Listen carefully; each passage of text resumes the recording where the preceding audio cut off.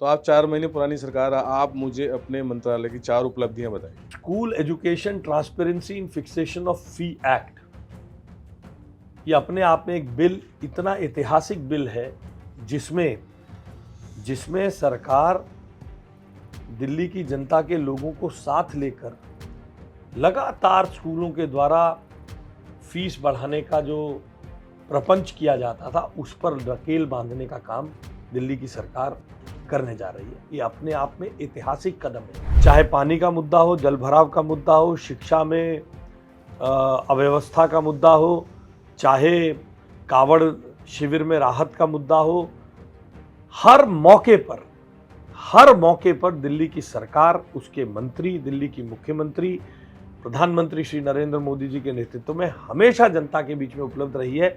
यह इस सरकार की सबसे बड़ी उपलब्धि। मैंने जो सदन के पटल पर बात कही, आज तक किसी एक विषय का आम आदमी पार्टी के किसी नेता ने बिजली पर जवाब नहीं दिया है।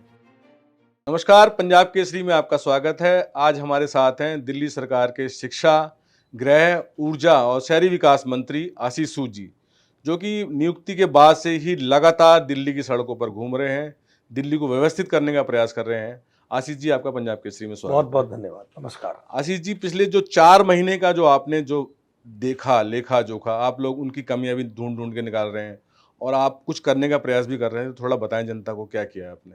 देखिए, इस 4 महीने से ज्यादा के कार्यकाल में इस सरकार की सबसे बड़ी उपलब्धि ये है कि ये सरकार जनता के बीच में हर दुख में, सुख में, अच्छे में, बुरे में जनता के बीच में उपलब्ध है।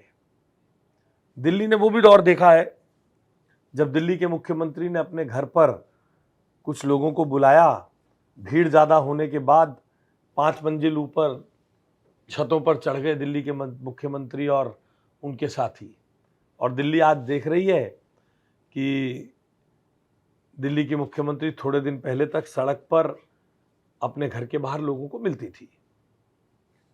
चाहे पानी का मुद्दा हो, जल भराव का मुद्दा हो, शिक्षा में अव्यवस्था का मुद्दा हो, चाहे कावड़ शिविर में राहत का मुद्दा हो, हर मौके पर दिल्ली की सरकार, उसके मंत्री, दिल्ली की मुख्यमंत्री, प्रधानमंत्री श्री नरेंद्र मोदी जी के नेतृत्व में हमेशा जनता के बीच में उपलब्ध रही है। यह इस सरकार की सबसे बड़ी उपलब्धि है।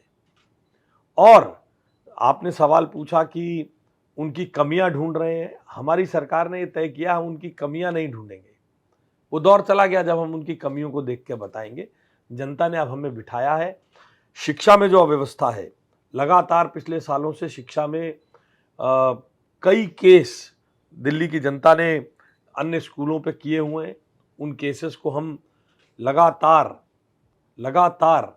लड़कर दिल्ली की जनता को राहत देने का और उन परेशानियों को दिल्ली की जनता से दोबारा ना आए, इसके लिए लगातार हम शिक्षा के क्षेत्र में काम कर रहे हैं। चाहे वो फी बिल हो, चाहे वो डिजिटल क्लासरूम्स हो, इन सब विषयों पर एक बड़ा काम दिल्ली में चल रहा है। पावर सप्लाई के संदर्भ में बड़ा काम इन 4 महीनों में हुआ है। हर विषय पर छोटे, मजबूत और सधे कदमों से सरकार आगे बढ़ रही है। कमियों से मेरा मसला ये था आशीष सूद जी कि अभी मैं आपका पिछले दिनों का एक वो वीडियो देख रहा था। आप नेगी जी की विधानसभा में गए थे, तो वहाँ स्विमिंग पूल का निरीक्षण कर रहे थे। तो स्विमिंग पूल की हालत आपको काफ़ी ख़राब दिखी और आपने तुरंत इसके इंक्वायरी के ऑर्डर किए जाएँ। तो ऐसी जो चीज़ें वो बीज बो के गए हैं, तो वो पेड़ बन रहे हैं, तो उनको आप लोग क्या करेंगे?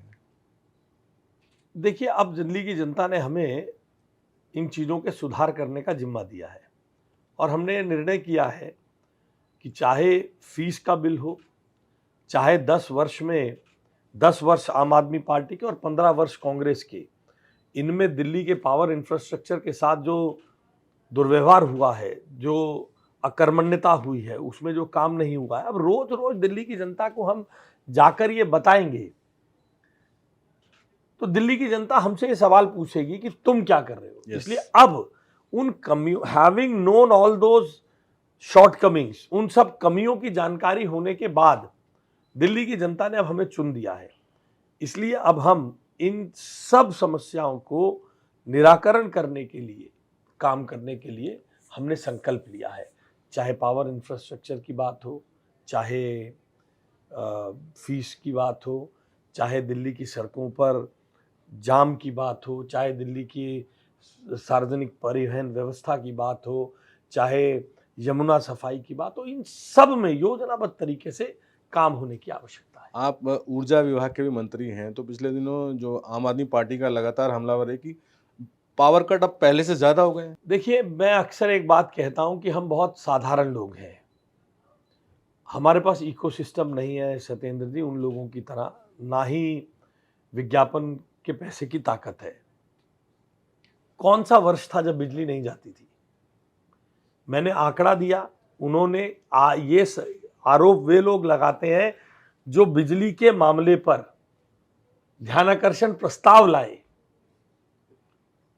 आप समझिए, ये वे लोग हैं जो बिजली के मामले पर ध्यानाकर्षण प्रस्ताव लाए और सदन छोड़कर भाग गए।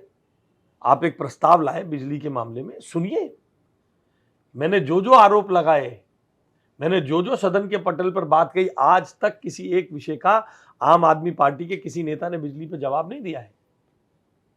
जिस तरीके से बिजली के इंफ्रास्ट्रक्चर को कमजोर किया गया, 7 वर्ष 8 वर्ष लगातार डीटीएल नाम की संस्था जो ट्रांसको लिमिटेड है, कोई इंफ्रास्ट्रक्चर पर पैसा खर्च नहीं हो रहा है। दिल्ली की अनऑथोराइज्ड कॉलोनियां बढ़ती जा रही हैं, उनमें बिजली के इंफ्रास्ट्रक्चर पर काम नहीं हो रहा। एचवीडीएस सिस्टम लगभग अपनी आयु पूरी करने को है। इन सब पर कोई काम नहीं हुआ, मगर उनके पास एक इकोसिस्टम है, उस इकोसिस्टम के माध्यम से वो रोज शोर करते रहते हैं। मैं उनके इस अधिकार को कैसे रोक सकता हूं? मगर ध्यानाकर्षण प्रस्ताव पे उनका भाग जाना, उनमें से हर मंत्री के घर पर बिजली का बैकअप होना, उनके जमाने में हमसे ज्यादा घंटों तक बिजली के कट होना, ये सब आंकड़े सिलसिलेवार डेट वाइज उनको पास उपलब्ध कराए गए हैं। अब बात रही बिजली की, इसी तरीके से एक आजकल बहुत ज़्यादा सोशल मीडिया में भी हर जगह है कि तोड़फोड़ बहुत ज़्यादा हो रही है। जब से बीजेपी आई है, उजाड़ा जा रहा है लोगों को, झुग्गी वालों को, मकान तोड़े जा रहे हैं, दुकान तोड़े जा रहे हैं। इसको आप कैसे देखते हैं, क्योंकि शहरी विकास भी आपके पास है? देखिए, कुछ मुकदमे दिल्ली में लगातार चलते रहे हैं। सबसे बड़ा मामला था जो बारापुला नाले का। जी। हाई कोर्ट के ऑर्डर थे कि बारापुला के नाले से पानी के बहाव को रुका जा रहा है, वहां से उस बस्ती को हटाकर दूसरी जगह भेजा जाएगा। जो एलिजिबल लोग थे उनको वहां विस्थापित किया गया, नए मकान दिए गए। अब ये पुरानी सरकारों को पॉलिसी बनानी थी, उनके जमाने में मुकदमा था, उनके जमाने में ये तय हुआ था कि इनको हटाना है, इसकी व्यवस्था करना उनका काम था। मगर वोट बैंक की राजनीति के चलते उन गरीबों को बरगलाने का काम ये सरकारें करती हैं। आपने आज भी देखा होगा, अभी स्वघोषित बेरोजगार नेता एक third party audit high court ने कहा है, ऐसा जिक्र कर रहे हैं, अभी एक प्रेस कॉन्फ्रेंस पत्रकार वार्ता हुई है जी। कि डीसिल्टिंग की थर्ड पार्टी इंस्पेक्शन होनी चाहिए। मैं समझ नहीं पा रहा हूं, ये लोग अरविंद केजरीवाल, मनीष सिसोदिया को बिल्कुल ठिकाने लगाने लगे हुए हैं, इसलिए खुद पढ़ रहे हैं 2024 और 2022 में कोर्ट ने ऑर्डर दिया, और आज मुख्यमंत्री रेखा गुप्ता से पूछते हैं कि जवाब दीजिए। आज मुख्यमंत्री से पूछते हैं आप जवाब दीजिए। कमाल की बात है। आपको यह बताना चाहिए वो पद्धति क्यों नहीं शुरू हुई। अगर थर्ड पार्टी एश्योरेंस हुई होती, क्वालिटी एश्योरेंस हुई होती, तो आज जहां पर भी थोड़ी दिक्कत आ रही है वो नहीं होती। हम तो 4 महीने पुरानी सरकार है, हम काम को निपटाने की, काम को ठीक करने की कोशिश कर रहे हैं, जिसके लिए हम सिर झुका के दिल्ली की जनता के सामने जाते हैं और कहते हैं कि हम इसे ठीक कर रहे हैं। मगर 2024 में हाई कोर्ट का ऑर्डर था, 2022 में हाई कोर्ट ने ऑर्डर दिया। सौरभ भारद्वाज खुद डेट पढ़ रहे हैं कि मुख्यमंत्री से पूछेंगे, अरे मामा अरविंद केजरीवाल से सवाल पूछ क्यों नहीं इसका थर्ड पार्टी एश्योरेंस हुई, तुम सरकार के मंत्री थे, तुमने क्यों नहीं यह काम किया। मगर हमारे को आम आदमी पार्टी के नेता और विधायक बताते हैं कि आम आदमी पार्टी के अधिकांश नेता अरविंद केजरीवाल और मनीष सिसोदिया के नेतृत्व से आज ही जा गए हैं। इसलिए रोज ऐसे मुद्दे लाते हैं जिसमें उनकी किरकिरी हो, उनको नीचे देखना पड़े, उनकी मजाक उड़े, इसलिए 2024 का मामला खुद उठाते हैं। इसलिए इन लोगों को कुछ, सत्येंद्र जी, इनके पास करने को कुछ है नहीं, इसलिए अपने पास आरोप लगाना। ये भारतीय जनता पार्टी का कार्यकर्ता ही था जो 27 साल बाहर रहकर भी रोज सड़कों पर आंदोलन करता था, सड़क पर उतरता था। ये तो सोशल मीडिया पे बोलने वाले लोग हैं, रोज बोलने के लिए, खबर छपने के लिए कुछ बोलना है। अच्छा आशीष जी, अभी आपने खुद कहा कि हम तो 4 महीने पुरानी सरकार है, तो आप 4 महीने पुरानी सरकार, आप मुझे अपने मंत्रालय की 4 उपलब्धियां बताइए। School education transparency in fixation of fee act, ये अपने आप में एक बिल, इतना ऐतिहासिक बिल है जिसमें सरकार दिल्ली की जनता के लोगों को साथ लेकर लगातार स्कूलों के द्वारा फीस बढ़ाने का जो प्रपंच किया जाता था उस पर नकेल बांधने का काम दिल्ली की सरकार करने जा रही है। ये अपने आप में ऐतिहासिक कदम है। केवल 4 महीने के छोटे अंतराल में जी, हमें ऑपरेशन सिंदूर के कारण विधानसभा उन दिनों बुला नहीं पाए, उसके उपरांत अब ये नहीं तो हम इसको 1 महीना 2 महीने पहले ही पास कर चुके होते। बहुत जल्द ये कानून का रूप लेकर दिल्ली की जनता को राहत देने वाला है। मैंने पहले भी बहुत दफा बताया, दिल्ली के स्कूलों में 38,000 कमरे हैं।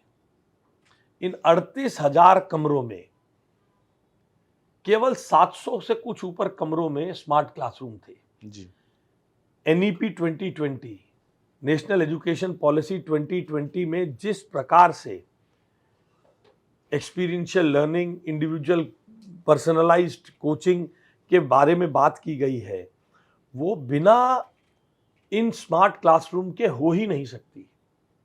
पहले चरण में 4,500 5,000 स्मार्ट क्लासरूम इस वर्ष में बनाने के लक्ष्य को लेकर हम चले हैं, और इस सरकार के टेन्योर पूरे होते होते तक 21,000 के करीब 9वीं से लेके 12वीं तक की हर क्लासरूम में स्मार्ट क्लासरूम बनाना, जबकि सरकार के खजाने खाली थे। जी, मुख्यमंत्री जी के नेतृत्व में, प्रधानमंत्री जी के मार्गदर्शन में हर तरीके से बच्चों को बेहतरीन एजुकेशन सिस्टम की शिक्षा देने का काम दिल्ली की सरकार लगातार कर रही है। पैसे की कमी, डिस्पाइट 5 साल तक पिछले 27 साल तक लगातार पावर इंफ्रास्ट्रक्चर पर कोई भी खर्च ना किए जाने के बावजूद दिल्ली में जिस प्रकार से हमने बिजली के वातावरण, बिजली की कटौती में कमी की है, और बिजली को हम दिल्ली की जनता को सही तरीके से पहुंचा पाए हैं और आने वाले दिनों में उस इंफ्रास्ट्रक्चर को ऑगमेंट कर पाएंगे, ये अपने आप में दिल्ली की जनता के लिए एक बहुत बड़ी उपलब्धि है।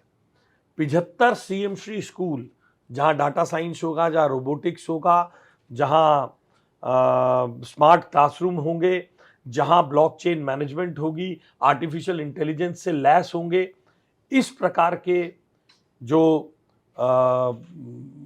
75 CM श्री स्कूल बहुत जल्द हम जनता को देने वाले हैं। और मैं आपको बता रहा हूं, अगले साल ईश्वर ने चाहा, महादेव की, बाबा महाकाल की कृपा रही, तो आप सरीखे मूर्धन्य पत्रकार हमारे पास आएंगे और हमसे ये कहेंगे कि इस CM श्री स्कूल में एडमिशन हमारे बच्चे का दाखिला करा करा। दीजिए।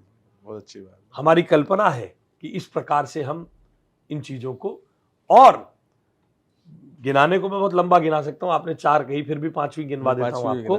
देखिए, अनाधिकृत कॉलोनियों में बिना किसी योजना के विकास की घोषणाएं की जाती थी। जी, हमने, हमारे शहरी विकास मंत्रालय ने अनाधिकृत कॉलोनियों में बिल्कुल एक बेढब विकास ना होकर एक सिमेट्रिकल विकास हो, हर बिना भेदभाव के। देखिए, मैं अक्सर कहता हूं, अगर विकसित भारत बनना है तो हर राज्य को आगे बढ़ना पड़ेगा। जी, बिल्कुल। इसी प्रकार से अगर विकसित दिल्ली बननी है तो हर विधानसभा को आगे होना होगा। बीजेपी के विधायकों के साथ जिस प्रकार से दुष्कर्म किया गया, हम इससे आगे होकर संतुलित विकास दिल्ली की हर अनधिकृत कॉलोनी में हो, इसके लिए, और पैसे की बर्बादी ना हो, इसकी पूरी योजना बनाकर विकास एजेंसीज को उसका पैसा आवंटित किया जा रहा है। सैकड़ों करोड़ रुपए अभी DSIDC फ्लड कंट्रोल को आवंटित किए जा चुके हैं, जो शहरी विकास मंत्रालय के अधीन है, जिससे हर कॉलोनी जब विकसित होगी, वहां का बराबर विकास होगा, तभी तो विकसित भारत की विकसित दिल्ली बनेगी। वैसे आपने जिस तरह से बताया, क्या दिल्ली सरकार में, क्या आपको लगता है कि मंत्रियों में या विधायकों में आपस में कोई तालमेल की कहीं कमी है? क्योंकि पिछले दिनों एज ए राजस्व मंत्री सीएम का ऑर्डर था कि कोई भी मंत्री या विधायक किसी भी डीएम एसडीएम को अपनी मर्जी से नहीं बुलाएगा, 2 दिन प्राय इन्फॉर्मेशन देनी होगी। क्या मकसद है इसके पीछे? आम आदमी पार्टी ने इसे बड़ा मुद्दा ही बनाया है। आपका जवाब देने के लिए पानी पिया है। देखने के नजरिए से इसको देख सकते हैं। अब ये बताइए क्या है? कोई कहेगा आधा भरा है, कोई कहेगा आधा भरा है। इसलिए जिनको इसमें राजनीति देखनी है वो इसमें राजनीति ही देखेंगे। डीएम अगर रोज किसी मंत्री के साथ, विधायक के साथ सड़कों पे घूमेगा तो जनता को कब सुनेगा? डीएम अगर रोज किसी मंत्री और विधायक के दफ्तर में जाकर बैठेगा तो विकास कार्यों का मुआयना कैसे करेगा? अपने क्षेत्र में हो रहे, अपने रेवेन्यू विभाग में हो रहे भ्रष्टाचार को वहां कैसे रोकेगा? दिल्ली की सरकार अगर अपने प्रशासन को ज्यादा अकाउंटेबल बनाना चाहती है, उसको ज्यादा जनता के लिए समय दिलाना चाहती है, तो इसमें गिलास आधा और गिलास भरा होने की बात है, क्योंकि उन लोगों को कुछ मिल नहीं रहा। अच्छा, ये भी मैंने आपको इसलिए बताया, पिया इसलिए, नहीं तो कल को कोई कह सकता है कि सत्येंद्र त्रिपाठी जी के सवाल से आशीष सूद ने पानी पिला दिया।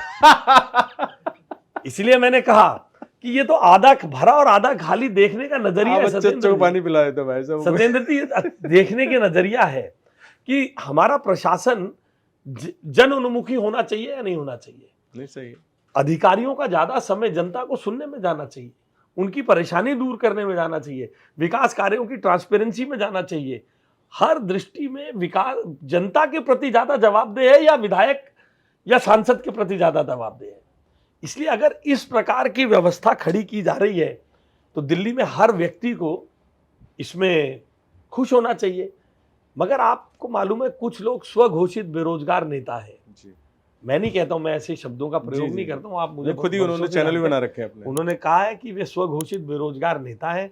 उन लोगों को इस प्रकार की बातें अगर नहीं करेंगे तो रोज खबरों में कैसे रहेंगे?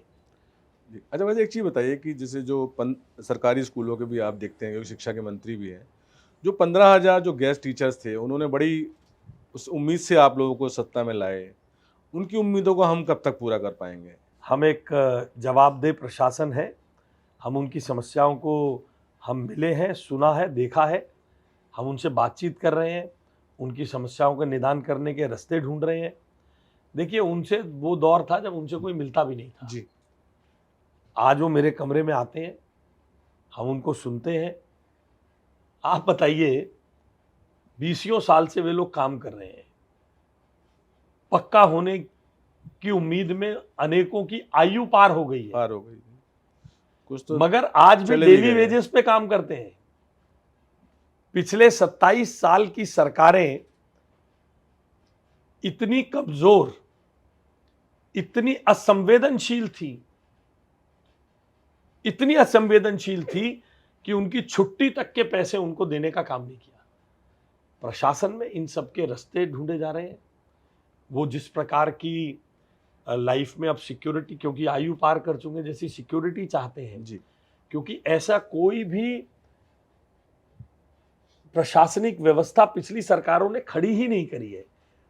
मैं आपके इस अखबार के माध्यम से, आपके इस चैनल के माध्यम से, आप एक बहुत बड़ा प्रतिष्ठान है, मैं चाहूंगा कि आप हमारे बिहाफ पर उन लोगों को बताएं, आपका अखबार ये बताए कि दिल्ली की सरकार प्रधानमंत्री जी के मार्गदर्शन में, मुख्यमंत्री के रेखा गुप्ता जी के नेतृत्व में संवेदनशीलता से उनकी एक एक समस्या का निदान हम करेंगे। मगर मैं आपके माध्यम से उनसे विनती करना चाहता हूं, हाथ जोड़ के उनको निवेदन करना चाहता हूं, पिछले वर्षों में जिस प्रकार की परेशानियां, जिस प्रकार की बाधाएं खड़ी हुई हैं, उनके प्रशासनिक रास्ते ढूंढने में हमें थोड़ा समय लगेगा। प्रधानमंत्री जी के आश्वासन पे, मोदी जी की गारंटी है, दिल्ली की जनता को एक सुगम जीवन देने के लिए, उस पर वो भरोसा रखें। अच्छा भाई साहब, आज भी कई जगह स्कूलों, सरकारी स्कूलों में आता है जो कि नॉर्म्स है कि 40-45 बच्चे एक क्लास में होने चाहिए, जबकि 80-80-90 बच्चे, 70 बच्चे। तो ये सुधार हम कब तक कर पाएंगे, आपको लगता है? हम बहुत जल्दी बहुत सारी चीज़ों का एक ऑडिट शुरू करने वाले हैं और एक एक्चुअल स्थिति दिल्ली की स्कूली व्यवस्था की दिल्ली की जनता के सामने आए और इन सब चीज़ों का समाधान हो। आपको जानकर हैरानी होगी, 1,42,000 से ज़्यादा बच्चे पढ़ते हैं नॉर्थ ईस्ट रेवेन्यू जिले में। जी, 48 या 52 स्कूल है, मैं एग्जैक्ट आंकड़ा हो में सकता थोड़ा है स्किप कर रहा हूँ। जी।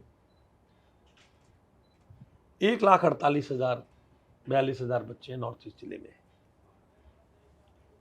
ये वो जिला है जहाँ पर अधिकांश अल्पसंख्यक या जिसे कहें कि सेकेंड लार्जेस्ट कम्युनिटी के बच्चे पढ़ते हैं। जी, उन बेटियों को दूर दूर स्कूलों में जाना पड़ता है, पर अपनी पढ़ाई पूरी नहीं कर पाते हैं। जैसी जो स्थिति आप बता रहे हैं वो स्थिति वहाँ है। जी, वहाँ पर सरकारी भूमि को अतिक्रमण से खाली कराना, वहाँ स्कूल बनाना। आपको वो दिन भी याद होगा, हम जाएंगे जनता से झोली फैला के ज़मीन मांग लेंगे, स्कूल कॉलेज कहाँ है वो जो ये कहते थे। वो अब एसपीएस में कमरे गिनाते हैं। एसपीएस समझते क्या है? बता दीजिए जनता को, मैं तो समझता हूँ। सेमी पक्का स्ट्रक्चर। पक्के स्ट्रक्चर में भी बिल्डिंगें नहीं बनाई इन्होंने। कड़ी टुकड़ी में दिल्ली में, आज दिल्ली जैसी जगह पर कड़ी टुकड़ी में बिल्डिंगें बना कर वो भी गए। तो एक घोटाला उजागर कर चुकी है इसलिए बीजेपी। सरकार, दिल्ली की सरकार, दिल्ली का स्कूली शिक्षा विभाग इसके प्रति संवेदनशील है, बहुत जल्द इसका समाधान करेगा। अच्छा, अभी पिछले दिनों आपने कुछ बच्चों को जर्मनी भेजा है, वो क्या योजना है? वो दिल्ली के सारे बच्चे जानना चाहते हैं आपसे। नहीं, देखिए वो क्या है कि विभिन्न देश इस प्रकार की सौजन्य कार्यक्रम चलाते हैं जिसमें वो हमारे स्कूलों के साथ समन्वय बना बैठाते हैं, हमारे स्कूलों के साथ ट्रेनिंग कराते हैं, लोग बच्चों को बाहर ले जाते हैं, उनको ट्रेनिंग देते हैं, सेटल कराते हैं। एक वैसी ही योजना में स्किल डेवलपमेंट और टेक्निकल एजुकेशन के लिए कुछ बच्चों को चिन्हित किया गया, तो उसमें से कुछ 14 बच्चे अभी क्या वो सरकारी जर्मनी स्कूलों में के बच्चे हैं? हाँ, वो सरकारी विभिन्न सरकारी स्कूलों के, दिल्ली के सरकारी स्कूलों के बच्चे। अच्छा भाई साहब, आपके पास गृह विभाग भी है, तो पहले तो जो सरकारों में तालमेल नहीं होता, तो अब तो केंद्र में भी आप हैं, दिल्ली में भी आप हैं, तो काफ़ी अब पुलिस सुनती है, पुलिस आज देख रहा हूँ मीटिंगों में भी आ रही है। तो जो जाम वाली समस्या है, आप खुद भी उससे रूबरू हुए होंगे, ये एक बहुत बड़ी समस्या है दिल्ली में। उससे पॉल्यूशन भी होता है, लोग परेशान भी होते हैं। तो ये कब तक, और ऐसे कुछ पॉइंट आप लोगों ने निर्धारित किए होंगे भाई यहाँ ज़्यादा जाम है, इसको दूर करना है? देखिए, हम अपनी पहली ही गृह मंत्रालय के साथ समन्वय बैठक में देखकर दंग थे। गृह मंत्रालय ने सैकड़ों जगहें बताई जहां पर थोड़े से परिवर्तन के बाद दिल्ली को जाम से मुक्ति दिलाई जा सकती थी। सरकार उन पर चर्चा ही नहीं करती थी, उन बैठकों में नहीं जाती थी। अब हमने उनमें जाकर उन चीज़ों को समझकर उनको धरातल पे लाने का हम प्रयास कर रहे हैं। ऐसी बहुत, सड़क में थोड़ा कट बदल दीजिए, लाल बत्ती को शिफ्ट कर दीजिए, बस स्टैंड को 100 मीटर आगे ले जाइए, लाल बत्ती से 100 मीटर आगे रहेगा तो थोड़ा ट्रैफिक की समस्या कम हो जाएगी। इन सब विषयों पर कोई भी कार्रवाई दिल्ली की पिछली सरकार ने नहीं की थी। हमारा पथ निर्माण विभाग, हमारी मुख्यमंत्री जी इन सब विषयों में समन्वय के साथ इसको आगे बढ़ाकर ठीक करने का काम कर रहे हैं। मतलब आज भी एक बड़ी शिकायत रहती है कि पुलिस थानों में आप चले जाओ तो सुनवाई नहीं होती। अब तो आप लोग दिल्ली में भी हैं, केंद्र में भी हैं, तो इसको ले जो पुलिस की अकाउंटेबिलिटी जनता के प्रति हो, पुलिस लोगों की सुने, उसको लेके कोई आपने कोई रोड मैप तैयार किया हो? पिछली 10 साल में सरकारें ऐसी थी जो पुलिस के अधिकारियों को गाली देती थी। जी, अरविंद केजरीवाल ने स्वयं उन्हें ठुल्ला कहा, जी, उनके साथ दुर्व्यवहार किया और विधायकों ने जो लोकल थाने के साथ समन्वय बैठाने का काम था उसे बंद कर दिया। जी। वो उनकी एक पॉलिटिक्स थी, पुलिस को गाली देकर अपनी बेईमानी को और अपने छिपाए नकारेपन को छिपाने के लिए। केंद्रीय गृह मंत्रालय में आदरणीय अमित शाह जी के प्रयासों से पुनः थाना लेवल कमेटी को जागृत करके उसमें नए सदस्यों को, आरडब्ल्यूए के लोग हों, दलित लोग हों, दलित समूहों के लोग हों, बहनें हों, वकील हों, आर्ट ट्रेडर्स हों, ऐसे सब लोगों में और ये सुनिश्चित करके कि पिछले सालों से चले आ रहे लोग ना हो, नए लोग आए, नई सोच के साथ इसमें काम करें। थाना लेवल कमेटी को दिल्ली के करीब 150 से ऊपर जो थाने हैं, उन सबके थाना लेवल कमेटी के लोगों को यहाँ पर बनाने का काम चल रहा है। बहुत जल्द आप देखेंगे सभी थाना लेवल कमेटी में विधायक और आम जनता दिल्ली पुलिस के उपयुक्त अधिकारियों के साथ, एसडीएम के साथ एक समन्वय बिठाकर, तभी जनता के प्रति अकाउंटेबिलिटी बढ़ेगी। आप देखेंगे बहुत जल्द इस व्यवस्था को हम स्थापित कर देंगे। अच्छा, अभी वैसे आपने कावड़ की भी बात की कि कावड़ का रहा, और इस बार कावड़ के शिविर भी बढ़े हैं, और जो पिछली सरकारें थी वो टेंट माफिया से जुड़ी हुई थी, तो इस बार आपने कावड़ वालों को बोला कि भाई आप लोग खुद टेंट लगाइए। लेकिन कुछ कावड़ समितियां आई हैं कि भाई उनका बजट तो ज़्यादा था, सरकार देर कम रही है, तो ये हो सकता है ये कोई किसी सरकार के दम पर, मैं ऐसा मानता हूँ, मेरा पक्का दृढ़ विश्वास है, कोई भी धार्मिक आयोजन समिति सरकार के दम पर काम नहीं करती है। सबके पास अपने अपने साधन है। वे लोग बल्कि ज़्यादा खुश हैं। एक तरफ कम हुआ तो उनको बिजली में हमने एडिशन करके दिया जी। बिजली की सिक्योरिटी में लाखों रुपए। आप देखिए, वो कोई टेंट से इनको सुविधा थोड़ी ना दे रहे थे। टेंट माफिया से इनका काम होता था 5 लाख का, 50 लाख का बिल दिखा के अपनी जेबें भर रहे थे। इनके तो बल्कि पैसे बढ़ते जा रहे थे। इनमें से किसी समिति को, अधिकांश लोगों ने हमें बताया कि साहब बड़ा मुश्किल था, जो मीटर लगवाते थे उसके पैसे वापस लेना, उसको 25% घटा दिया, 1200 यूनिट बिजली फ्री दी, एक स्थान पर परमिशन दी, तो और जीवन सुगम कर दिया। टॉयलेट मिलते नहीं थे, हर जगह टॉयलेट दिए, टॉयलेट पे टंकी दी, टंकी के साथ पानी दिया, सफाई कर्मचारी दिया। हमने और तरीके से उसका सुचारू व्यवस्था खड़ी करने का हमने प्रयास किया है, जिससे लोग खुश हैं। हमारे गृह मंत्रालय ने इसके संदर्भ में मुख्यमंत्री जी के निर्देश पर हर व्यवस्था को बहुत सुचारू रूप से इसको चलाने का काम हमने किया। अच्छा, मुझे एक चीज़ और बताइए कि जैसे ये कई बार ये सत्ता के गलियारों में फैला रहता है कि मुख्यमंत्री जी के तरफ 4 मंत्री हैं, 2 मंत्री अलग चल रहे हैं, उनको जो है गृह मंत्री जी ने डांट लगाई, पीएम ने डांट लगाई, ऐसा कुछ। गलियारा कहाँ है सत्ता का? यही है तो गलियारा कहाँ है? यही है। यहाँ तो कमरे ही कमरे, गलियारा तो है ही नहीं। ये देखिए, आप पत्रकारों को ये सब ढूंढने की आदत है। हमारी सरकार में मुख्यमंत्री रेखा गुप्ता जी के नेतृत्व में आपको ऐसी कोई ब्रेकिंग न्यूज़ नहीं मिलने वाली है। ये सब बेरोजगार नेताओं के अपने अपने कयास हैं, और आप लोग भी ढूंढते ही हैं। आपका भी काम है साहब। आप अगर अखबार के दफ्तर से निकलकर राजनीतिक कार्यालय में, राजनीतिक दफ्तरों में जाएंगे, तो आपको भी तो आपका कोई बॉस पूछता होगा क्या खबर लाए हो जी। तो आप वो ढूंढते रहिए, प्रयास करिए। बिल्कुल सही। अच्छा बताइए, आप गृह मंत्री हैं और शहरी विकास मंत्री भी, कुछ शहरी विकास कुछ बड़ा करने वाला है दिल्ली में, 1 तारीख से मैंने कुछ सुना है, क्या है? देखिए, प्रधानमंत्री जी के निर्देश पे 1 अगस्त से 31 अगस्त तक दिल्ली में स्वच्छता अभियान चलने वाला है। इस बार इस स्वच्छता अभियान का जिम्मा नोडल एजेंसी के रूप में शहरी विकास मंत्रालय के पास है। मुख्यमंत्री जी के निर्देश पे उसमें कई परिवर्तन, कई अभियान लिए गए हैं। 1-2 तारीख को उसमें हर सरकारी दफ्तर में, हर कमरे में, हर गलियारे में, तथाकथित सत्ता के गलियारे में भी सफाई की जाएगी। रखे हुए, वर्षों से रखे हुए गंद को, वर्षों से रखे हुए कूड़े कचरे को हटाया जाएगा। 9-10, 16-17 और 23-24 ऐसे 6 दिन दिल्ली में ऐसा देखने में आया है कि जो प्लान्ड कॉलोनी है, जहां आरडब्ल्यू आंदोलन मजबूत है, वहां तो ये अभियान सक्सेसफुल हो जाते हैं। मगर ऐसे बहुत सारी कॉलोनियां हैं, अनधिकृत कॉलोनियां हैं, पुनर्वास बस्तियां हैं, जे कॉलोनी यानी झुग्गी झोपड़ी कॉलोनी है, जहां ये आंदोलन है नहीं, वहां पर ये स्वच्छता अभियान पहुंचते नहीं है।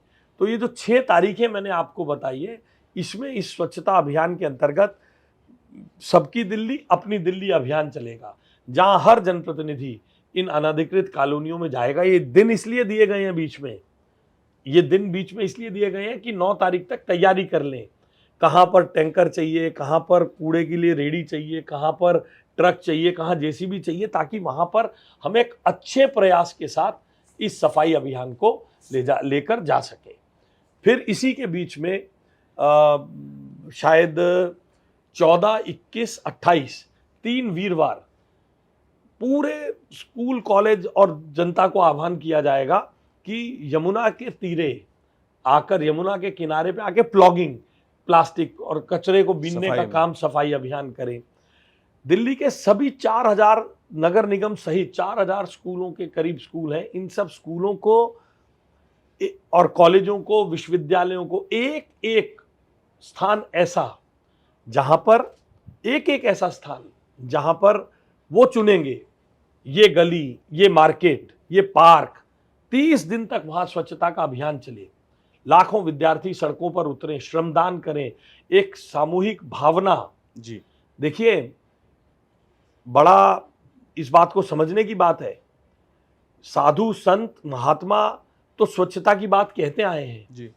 मगर स्वर्गीय बापू के बाद अगर किसी एक नेता ने, किसी एक राजनीतिक व्यक्ति ने स्वच्छता की बात की है तो वो प्रधानमंत्री है। बिल्कुल 100% सही है।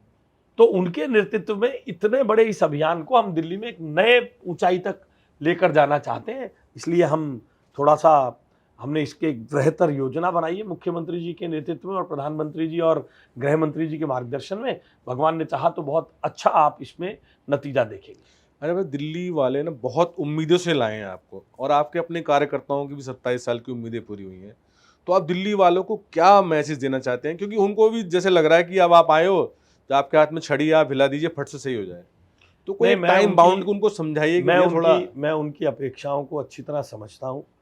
मैं मानता हूँ कि उनकी अपेक्षाएं जायज़ हैं, वर्षों से परेशान थे, मगर हम उनकी हर अपेक्षा को पूरा करने का प्रयास करेंगे और जैसे जैसे वो चीज़ें धरातल पे आएंगी उनके समक्ष आएगा। मैं उनकी अपेक्षाओं को बुरा नहीं मानता हूँ और ना मैं उनसे कभी ये कहता हूँ कि हमारे हाथ में छड़ी नहीं है। उनके वोट में बहुत ताकत है, उनके वोट की ताकत ने हमें इस सत्ता में, इस सचिवालय में पहुंचाया है और यहाँ से जन उन्मुखी योजनाओं को हम उन तक ले जाने के लिए प्रधानमंत्री जी के मार्गदर्शन में, प्रधानमंत्री जी की गारंटियों को पूरा करने के लिए मुख्यमंत्री जी के नेतृत्व में कोई कोर कसर नहीं छोड़ेंगे। प्रधानमंत्री जी के एक एक गारंटी को पूरी करने के लिए जान लगा देंगे। अच्छा भाई, कुछ लोगों के बारे में मैं आपसे एक वर्ड में अगर पूछना चाहूंगा, मेरा अंतिम है कठिन ये। सवाल है ये। नहीं, कठिन नहीं है, तो बहुत आसान सा नहीं, ये है। एक मिनट में बोलोगे भाई फंसाने वाले काम करते नहीं, हैं। प्रधानमंत्री नरेंद्र मोदी, अब बताइए आप। महानतम नेता, ये कठिन सवाल है। गृह मंत्री अमित शाह जी। कठोर कुशल प्रशासक, मुख्यमंत्री रेखा गुप्ता जी। मेहनती प्रशासक, जन उन्मुखी नेता, पूर्व मुख्यमंत्री अरविंद केजरीवाल जी। छोड़िए साहब। तो ये थे हमारे साथ दिल्ली के शिक्षा, गृह, शहरी विकास और ऊर्जा मंत्री आशीष सूद जी, जिन्होंने बड़ी बेबाकी से अपनी बातें रखी और जनता को ये भरोसा दिलाया कि थोड़ा धैर्य रखिए। तो कैमरा पर्सन मीर सिंह के साथ सत्येंद्र त्रिपाठी, पंजाब केसरी।